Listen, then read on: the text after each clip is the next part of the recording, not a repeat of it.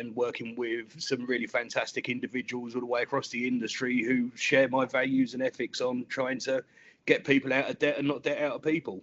Yeah. It's almost like addicts mentality.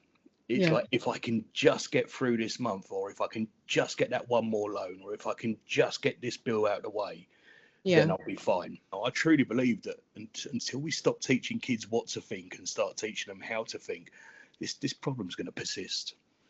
You're far more likely to fall into debt if you don't have a budget. People with at least £1,000 in savings are nearly half as likely to fall into problem debt if life throws them a financial curveball. Money, she would only buy stuff for herself over and above the basics Yeah. if she could also put an equal amount into savings, and if she couldn't, then she Mm. waited until she could. Hello everyone, I promise the episode is just about to start, so please don't click off. I just wanted to give a quick disclaimer. So unfortunately, my co-host Jack no longer works for IE Hub. We have absolutely adored making the podcast together, made so many amazing memories. We've absolutely loved every single episode, met so many amazing guests. But yeah, from now on, unfortunately, you will just be seeing my face, but I will bring on some amazing guests. We've got lots of exciting things planned behind the scenes, so do not worry, Pocket Perspectives is not going anywhere, and this is an amazing episode, so enjoy. Hi everyone, welcome back to Pocket Perspective Podcast. I am your host Tanisha, and today I really wanted to shed light on how debt kind of affects our mental well-being, our psychology, and why it's really important to address both financial and emotional aspects of debt. So in today's episode, we'll be defining debt, discussing its effects on our mental well-being, the role that our minds have when dealing with debt, and also kind of the emotional side and coping strategies. So to do this, I've brought in an expert. So Steven here has over 23 years of experience in the debt management industry, and I don't think we could get any more of an expert on to discuss this topic. So it's an absolute honour to have you here today, Steven. So yeah, thank you very much for joining. Thanks very much, Tanisha. It's really good to be here. And yeah, like you said, 23, nearly 24 years now in working in debt management, and I wouldn't want to do anything else. I think it's a fascinating area, and I've seen it evolve so much over the years. There's so much support out there for people now that I think it's really great that, podcasts like this are shining a light on some of that support and how we, genuinely try and help people. Yeah, definitely. I think that's why we started, because I felt like as British people, we're quite taboo, aren't we? We don't like talking about things, and we kind of want to keep things to ourselves, especially our finances. So having these open, raw conversations, I absolutely love. So if you don't mind having a little bit of introduction to yourself, tell us a bit about you and why you got into the industry and what you love so much about it. Yeah, sure. So I kind of fell into debt. I didn't mean to. I wanted to go and join HM Customs and Excise, as it was back in the day, and go out on sort of drug cartel busting ships. And unfortunately, I didn't have any of those in Croydon. So, so I ended up working in the local VAT office on the phones, collecting debt. And I just kind of noticed that everyone was having the same conversation. We had a firm called Lidbury in at the time, and what Lidbury did is they graded everyone on a 1 to 5 scale, and that was the tone that you adopted with them. But they started from a point of, if you had to make an outbound call rather than the person calling in, then you immediately started on quite a harsh tone. Okay, yeah. And it didn't really drive the right outcomes. And I saw very similar results all the way across the office. And I sort of developed this idea of trying to get people out of debt rather than debt out of people. Now, the outcome is the same, but the journey towards it is very different. Yeah. And it drives up engagement. 2, it drives up payment rates. But 3, it minimises the impact of the debt collection process on individuals. Yeah, definitely. And I guess from there, I did every job on the way up through HM Customs and Excise, HMRC. We did data and analytics. We did, segmentation of different types of customers, working out how treating them differently would benefit them and benefit the taxpayer. And then I ended up doing sort of large transformation programs, trying again to make it more efficient so that we could spend more time dealing with the people who really needed our help. Yeah. And finally, I ended up running a big sort of commercial contract of lots of different debt collection agencies that were working for HMRC at the time. Mm-hmm. And I know HMRC in the press often gets quite a lot of stick about this. And, you know, the media use these terms like HMRC sets the dogs loose and sticks the debt collectors on people. Yet the irony is, back in the day, when you looked at the capability of the private sector, where it was governed by the Financial Conduct Authority, Mm-hmm. and then you looked at the internal capability for HMRC, and I'm going back a number of years now, it's much, much better these days. Yeah. But you were likely to have a better experience if your debt had been passed to a debt collection agency than if you were working internally. And finally, I moved over to the Cabinet Office, and I ended up managing that contract for the whole of government before moving up to start running the government debt management function, which is like the centre of expertise for debt management across over 20 central government departments. Yeah. And while we never had any teeth, we were responsible for prompting policy and strategy improvements, and we did a lot of that through data. And we still see some of that legacy work coming out today. There's been a new charter published recently on how the government will treat people in debt. It's like their contract with the public. Yeah. And lots more good stuff to come. The team are still working hard on that. But me, I moved to private sector just over 2 years ago. Okay. And now I'm running my own consultancy and working with some really fantastic individuals all the way across the industry who share my values and ethics on trying to get people out of debt and not debt out of people. Yeah, amazing. I really like that.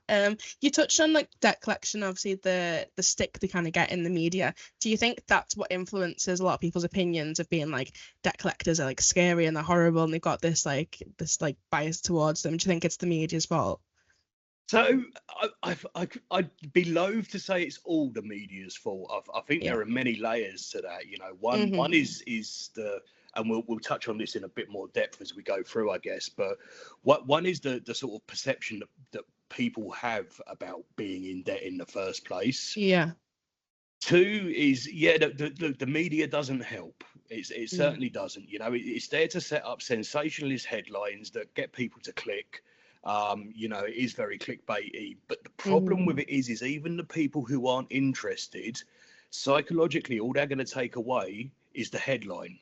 Yeah. They won't read through and get down to paragraph 8 where it says, you know, actually we tried to engage with this person on multiple occasions. We weren't able to get through. That's why it ended up at this stage of the process. We have lots of support mechanisms available for people. You know, we refer to free debt advice. So there's the impact that the headline has.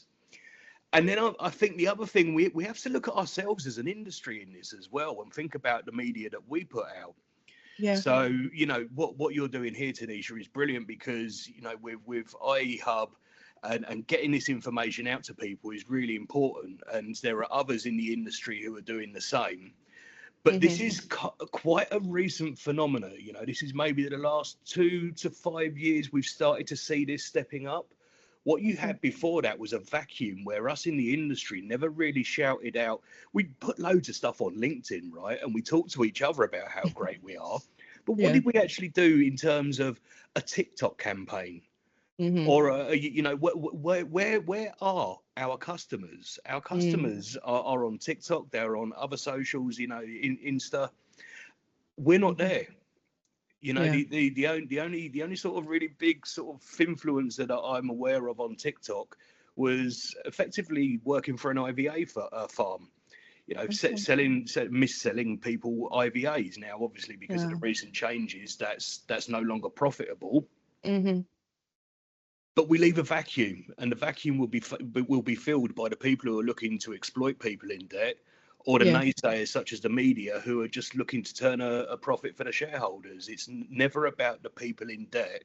And that's where I think podcasts like this can really help out, because we can give genuine information to people that they can take away and actually do something with and make improvements in their own lives.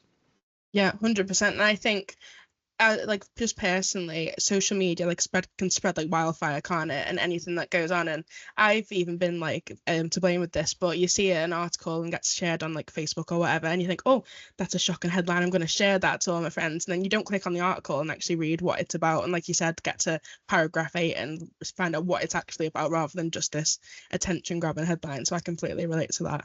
Yeah, absolutely. So on debt, you kind of briefly mentioned it, but I'd love to kind of go back a little bit and just from the start, how would you personally define debt? Because we've spoken to different people or just amongst ourselves about debt and kind of said that not all debt's bad. Like sometimes, obviously, problem debt is bad, and then there's ways to go about that. But just on your side, how would you personally define it? So this is a conversation that my wife is fed up of hearing about. So she doesn't work in debt; she works in the NHS. And she thinks that all of our credit cards and our mortgage and everything are debt. Right, okay. Whereas I see them as credit accounts that we use to manage our financial lives. Yeah. We would never be able to afford a house without a mortgage. So you're absolutely right. Some credit is good. I think part of the issue comes in because the vast majority of the public, I suspect, would be like my wife, who think that any amount of money that they owe is a debt. And there's absolutely nothing wrong with that, but it's different in industry terms because how we manage credit accounts is very different to how we manage accounts that are in arrears, which basically means 1 or 2 payments missed, to how we manage accounts in default, which means now we're dealing with a full-on debt management process.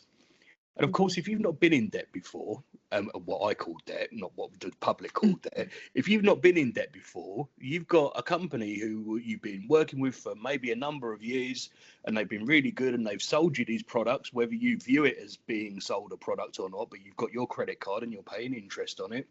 And all of a sudden, you're now dealing with somewhat of a harsher tone in process. It's noticeable to change. Yeah. And I think because people think of the whole end to end of having a credit card, spending on a credit card or getting a loan or a mortgage, think of the whole thing as debt, they don't see when they've crossed that invisible line. But of course, we in the industry do, and we know that there are different processes at play in each different area. Yeah. So I think the definition of debt is really, it's I don't know if asking the definition of it is the right question. Is it the perception of debt? True. Because we perceive it very differently in the industry to the rest of the country, and I think that's a really critical point in understanding the process. And of course, people fear that which they don't understand. And so, if people then move into a debt management process, that can be quite scary if you've not been there before. And yet, it doesn't need to be.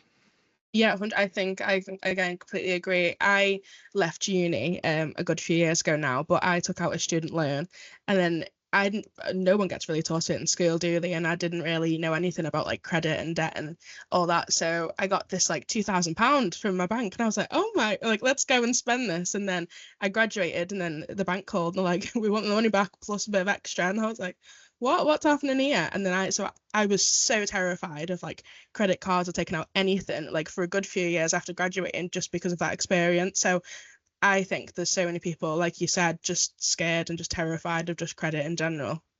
There is, and I think we need to take into account as well. So there's an organisation, it's a not-for-profit called Plain Numbers. And they really campaign for plain numbers in financial communication and improving it. So their research shows that somewhere around half of adults have the numeracy or the financial literacy age that we would expect of an 11-year-old. Wow. And even the financial regulator, the Financial Conduct Authority, it does a survey every couple of years called the Financial Lives Survey, and they showed in there that it was like, again, it's nearly half of all adults, it's 47%, have a poor to low understanding of numbers in the context of financial concepts. So again, when we're talking about, I think you need calculus to do APRs, right? Honestly. it's not an easy thing to get across. No. And so when you combine, I guess, the lack of understanding that we know exists around some of those financial concepts, and then you combine that with the fact that people generally don't understand the line where it gets crossed from credit into debt, then it's it's a bit of a perfect storm. Yeah, no, and would you say that the way to kind of combat that and to make it less scary and intimidating is, like you said, getting out there on social media, getting podcasts out, and just kind of increasing awareness? I just think that's the main way to fix it. I think we have to go to where our customers are. There are some other ideas which I'll probably touch on a bit later, but I do think for us as an industry to stand up and say, actually, we're pretty good at what we do. Yeah. And yes, there's always going to be rogues out there, and the FCA will eventually find them and get rid of them. But we are in a position at the moment where, we are still transitioning and improving. Yeah. But we are so much better than we were 20 years ago. We're so much better than we were a decade ago.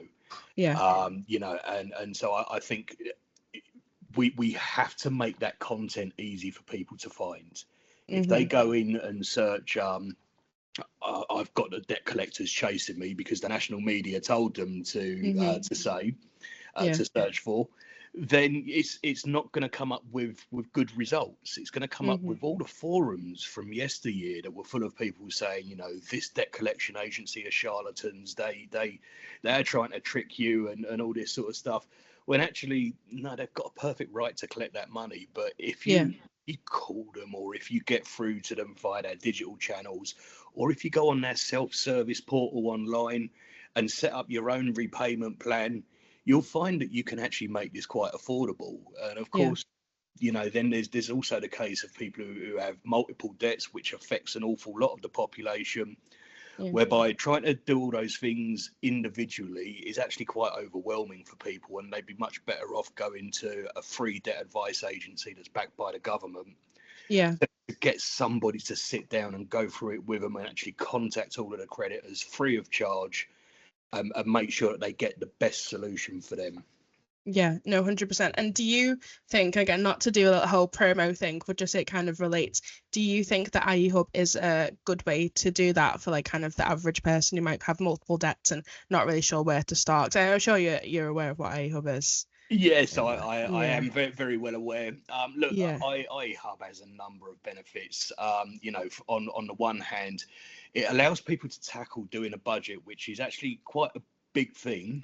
It allows them to tackle it in sort of bite-sized pieces, so you don't have to do everything all at once. You can come back to it at 4 a.m. when you finished your night shift and do a bit more. You can do it when you wake up at midnight and go, oh God, I forgot to put that on it. You can grab your app on your phone and just put it in, and then you can sit down and get all that. And making a budget is all important. But then being able to share that and not have to go through that pain 18 times for 18 different creditors, that's where it really comes into its own. And the fact that all of those creditors can see that info when you put it in once, with consent, that just makes life so much easier for people. And there are other tech providers working in sort of, I guess, adjacent streams that can really help the industry to make these journeys a lot easier for people. No, 100%. I think I remember, so I've been at IE Hub now for coming on 3 years, I think. And I remember my job interview, and obviously I was explaining the process, what IE Hub is and what they offer. And all I thought was they just make sense. And even from someone who didn't have multiple debts, I just had that one scare with my overdraft. But I just thought, why has this not been a thing before now? Why have I only just heard about it? It just makes sense. So yeah, I absolutely love it. I wanted just to preface this as well. So I kind of similar to you, I fell into this field. So I did psychology at university. So I absolutely loved it. So yeah, I'd absolutely love to kind of go on to a little bit of a cognitive bias and talk about our mind. So for the listeners, just want to give a bit of context. Many people find themselves in debt and struggle kind of how to manage the finances, can feel overwhelmed and unsure where to start. What many people don't realise is our minds play a massive role in how we handle life problems and, of course, our financial problems. And we're all so different. We all cope in very different ways. And cognitive biases are ways that our brain copes with life problems, and we all have different cognitive biases. So, for example, optimism bias. That is the belief that problems, so in this case, financial problems, will just resolve on their own. So, for example, if you're in debt and you kind of just have the mindset that it's just going to go away, I'm not going to plan, not going to do anything like to change that, it's just going to go away by itself, almost bury your head in the sand and then just get on with your life. So, Stephen, I thought I'd just ask you, why do you think some people do have this optimism bias? So I'm going to go back to Plain Numbers, and I will just say very briefly, I'm not affiliated with Plain Numbers in any way, shape, or form. It's just they've put out some good research on this. So they ran 5 trials, and in those trials, they asked people if they agreed that a financial document was presented in a clear and fair way. And on average, across all the 5 trials, just over 67% of people said, yes, it is. It's clear and it's fair. Okay. But when they asked people to explain the document, so they actually tested that comprehension, on average, less than 25% of people were able to demonstrate a reasonable understanding. So we've just gone from 67% down to 25%. That's a huge drop. Wow. Yeah. The point here is that people don't realise that they don't understand. Yeah. So how do you get people to deal with a problem that they don't know exists? And that, for me, you know, when you start thinking about optimism bias, there is quite a lot in there around people, I guess, thinking it's almost like addict mentality. It's like, if I can just get through this month, or if I can just get that one more loan, or if I can just get this bill out of the way, then I'll be fine. And I think we're kind of wired that way. So going back to the question, I guess, that I posed myself, how do we get people to deal with a problem that they don't know exists? I think quite simply, and we've touched on this already, it requires us to be better. You know, financial services firms now have to comply with what's called the consumer duty. That puts an onus on firms to satisfy themselves that their communications can be understood by their customer base, and crucially, taking into account any barriers to understanding that they may have. Yeah, 100%. And I like how you answered that, because I think it'd be very easy to sit here and just kind of say, right, well, the listener, the average person, like, you do this, you get your head out the sand, you do X, Y, and Z. And I like that you kind of put the ownership on the companies that they're dealing with to make it easier for the average person. So I really like that. Yeah, no, I think, you know, so I'm quite fond of saying that debt management companies don't manage debt. They manage people who are managing debt. So if you see the person in debt as part of our end-to-end process, why on earth would you want to scare away your suppliers? Why on earth would you want to make it difficult for your suppliers to engage with you? Why would you want to make them go and see Joan on the cash desk between 1 and 2 in the afternoon on Wednesdays and Fridays? You know, the onus is on us, because we're also the one that benefits as much as the people in debt and as much as the clients that we work with. Yeah, like, we look a lot in the marketing department at like case studies, and I'll talk to a lot of customers and kind of get their story. And honestly, the amount of people who are like full-time carers, or like you said, like night shifts, and they're like, I don't have like the whole ability to do it during a 9 to 5 hours because I'm working then or I'm caring. So having something online or just alternative to the standard calling up your creditors is amazing. So yeah, completely agree with that one. Another bias, just to kind of point out, is a present bias. So this is when you prefer to enjoy things now rather than thinking about the future. So for example, in terms of money, that would be choosing to spend money on something fun today instead of paying off your debt or saving for the future. So I was interested to hear your take on this, and also how can also, I mean, just to ask, is it possible to kind of have the best of both worlds? Can people enjoy life now whilst also planning for the future or paying off the debt? Like, what's your take on that? Gosh, why is it the seemingly simplest questions have the most complex answers? I know, I'm really picking your brain today. Yeah, no, this is good, and I'm probably going to give you an answer that's not related to debt at all. That's okay. More related to psychology, and then we can bring it back around. Yeah. So look, this thing about you know, enjoying the moment rather than planning for the long term, it's well understood. and it forms part of the behavioural insights team's mind space framework. The fact is, I think, we're hardwired to do that which makes us feel good in the short term, regardless of the harm it may cause in the long term. Mm-hmm. And I guess I want to touch on two things here. So I think there's two things that really help us to understand this. So first off is just how young we are as a species in evolutionary terms. Yeah. So, the first 12,000 years of our evolution as Homo sapiens, the average life expectancy never even hit 40 years old. Wow. And then in the last 600 years, we've doubled that. Mm-hmm. So for most of our evolution, we were programmed to get that dopamine hit right now. Yeah. Now, when you combine that with maybe the last 50 years of how marketing, the media and technology has evolved to drip feed us ultra processed information that requires a click rather than a future risk assessment. Mm-hmm. And you put that together with the evolutionary need to get that dopamine hit early, because we probably won't be here tomorrow, so we'll get hit by something. You start to see how, again, I've already used the term, but there's potentially a perfect storm. And let me just give you an example of this. So when I was a young man, many moons ago, if I wanted a new pair of jeans, I had to jump on a bus and go into town, and I had to walk all the way around loads of different shops until I found a pair that I liked at a price that I could afford.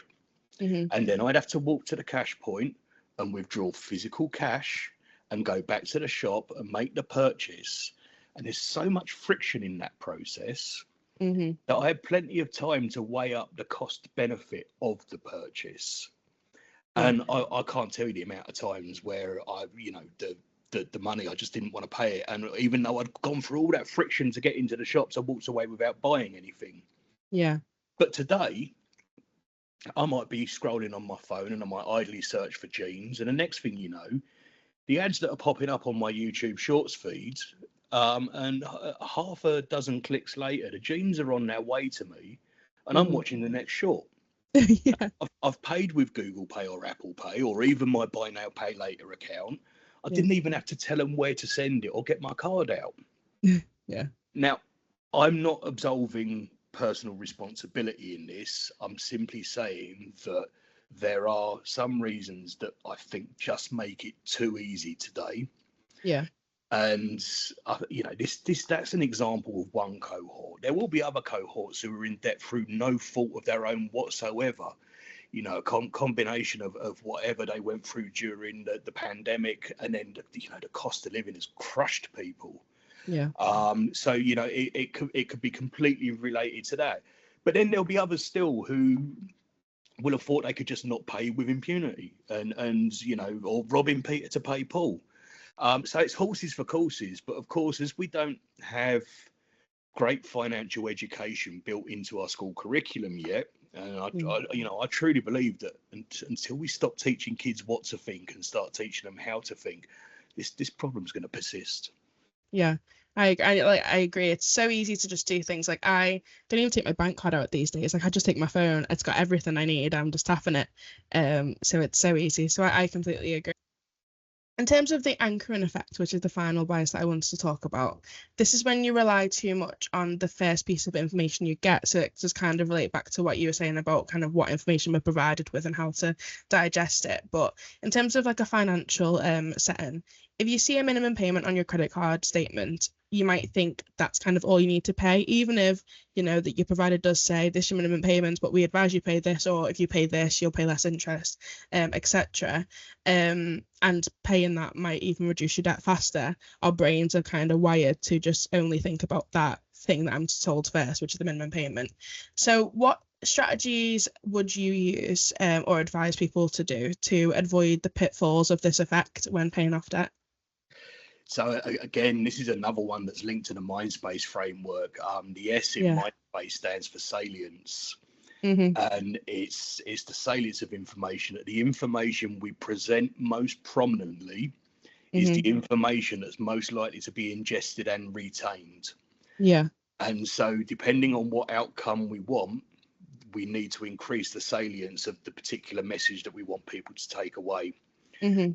And again, you know, it falls to the individual to understand that there's a problem in the first place. And if they don't, then, like I said, I really think that in the absence of all the other things we've spoken about, it's up to us to make the options clear. Yeah.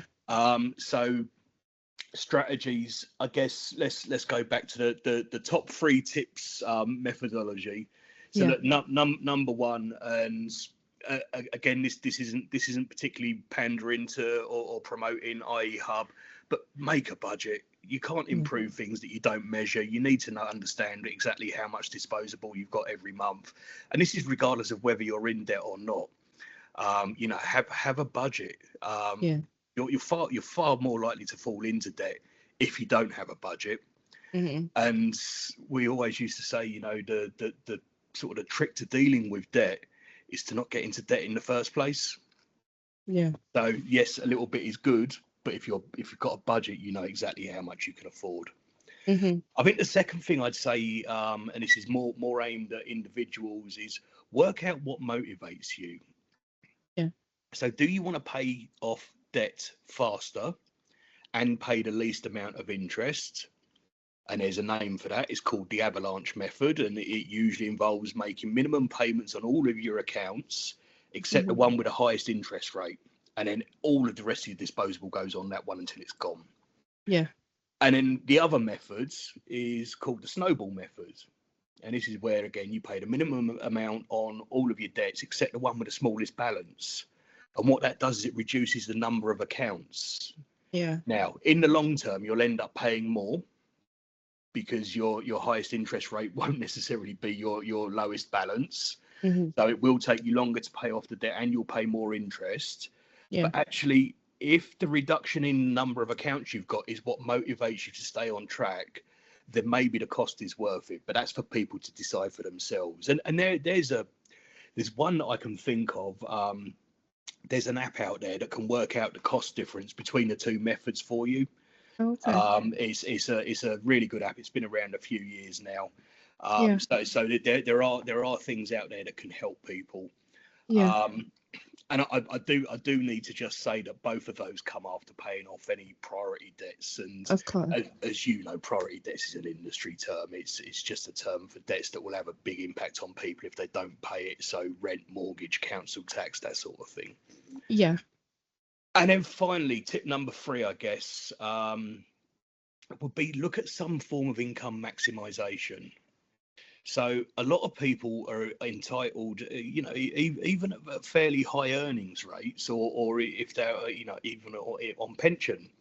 Mm-hmm. A lot of people are entitled to benefits or credits or grants that they're not aware of. So use one of the benefits calculators out there. There are loads of them around. And, you know, it could be that your fridge is gone, but actually because of your income, you can get a grant to get a new fridge. Yeah. You know, so it's not necessarily about getting benefits. There are other things that can help as well. And let's just chuck in a bonus tip, because that one won't apply to everybody. We always like a bonus, right? Love it. So if at all possible, and paying off your debt is always a good thing to do, and to prioritize. But if at all possible, try and get a bit of cash behind you. Yeah. So people with at least £1,000 in savings are nearly half as likely to fall into problem debt if life throws them a financial curveball. Wow. That's a big number again. Yeah. And £1,000 is, don't get me wrong, it's an awful lot of money to an awful lot of people. Mm-hmm. But for another section of society, it's actually quite achievable. Yeah. I'm not advocating the gold standard of having 6 months worth of salary in the bank, because for too many people that just isn't realistic. Mm-hmm. But if you can, whatever you can put away, if you can have something set aside as a rainy day fund and stick it in a high interest account, you know, easy access, but the best interest you can get. You know, I think we all know there are plenty of good websites out there that can help you find those sort of accounts. Yeah. But if you can get anything put away at all, get into the habit of saving. And actually, when we look at the the standard financial statement, which IE Hub is built on, or built around, I should say. It's not built on it. But it contains the standard financial statement. And that actually has a Yeah. section in there for savings, because we working in the debt management industry understands that actually increasing financial resilience is a good way to get people out of debt and keep them out of debt. So it's not just about repayment, it's about stopping future debt accruing as well. Yeah, and I think kind of related to that, but not so on the debt front, but I think still relevant. We see a lot of young people come to us, which really shocks me. So I don't know about this year, but last year it was our fastest growing age group of I think it was 25-year-olds roughly, which is my age. And I was looking at that, and I think when I look at me and my friends who are the same age, we kind of just want to do everything right now, because I spent, again, social media, then just the media in general, we're told, well, you need to buy a house, and then you need to have saving, you need to put into your retirement. But I'm also I'm much more able-bodied at this age, so I'm shouldn't I enjoy my life right now and then go on all these holidays and trips and then worry about that later? But then obviously you need to be smart. So I think it's really good for younger listeners, which are people who kind of listen to this podcast, to listen to this and take from it, because we're just told to do so much and it's quite overwhelming. So taking that on board, I think is really helpful. Yeah, and there are everyone will find out their own sort of strategy, but I remember, because I used this with my own son and said to him, look, this is a great way to have what you want, but also make sure you've got savings as well. So there was a young lady, I think she was 23 and owned her own property, not outright, but she got on the property ladder, and not a part buy, part own sort of thing, part rent, part own. She'd actually gone and got a proper mortgage, and the way she'd done it, I think, is since she was 16, if she wanted to buy something, she made sure that she had twice the amount, and she would go out and buy nail varnish for £10, but £10 went in the savings as well. And that was the way that she managed her money. She would only buy stuff for herself over and above the basics. If she could also put an equal amount into savings, and if she couldn't, then she waited until she could. And by doing that, she didn't get everything she wanted right there and then. But actually she managed to balance and find that balance. Now, for some people, it might be 50% that we put in savings, or it might be 25%, but it's something. And that for me felt like a really smart and balanced way of actually making sure that, well, financial resilience, but it's led to her owning her own property. And just because she started when she was 16, there's an old saying that the best time to plant a tree is 20 years ago. The second best time is today. So you don't have to start it when you were 16. You can start right now and you'll still see the benefits. Yeah, well, starting at the 16 is crazy. To have that mindset at such a young age is amazing, because I'm just about getting there now, 10 years later. So 100%. Yeah, fair play. Yeah. And that is it, but for this week. Don't worry, if you're enjoying that episode and you still want to hear me and Steven chat more about emotions and coping strategies and just more advice from the amazing Steve, then don't worry, just come back next week. We have lots more for you, and we really hope you enjoyed this episode. I will link Steve's links below if you are interested in reaching out to him or hearing a little bit more about what he has to say. But yeah, thank you so much for listening, guys, and we will see you next week. Bye.